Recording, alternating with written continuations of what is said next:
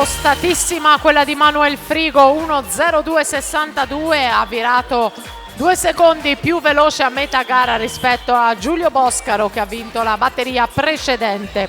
Intanto si scaldano i muscoli alla partenza gli atleti della prima serie. Edoardo Longhin, Mirano in corsia 1, in corsia 2 Riccardo Zampetti, President Bologna, corsia 3 Marco Taffarello, Unione Sportiva Idros, in corsia 4 il campione italiano giovanile in carica 100 e 200 dorso Gianluca Gazzola, Plentin Veneto. Corsia 5 Giovanni Coan, Nottoli Nuoto 74, in 6 Marco Barison per il Mirano Nuoto, in 7 Denis Scroccaro, Polisportiva Noale, in corsia 8 Francesco Cerchier, Piave Nuoto.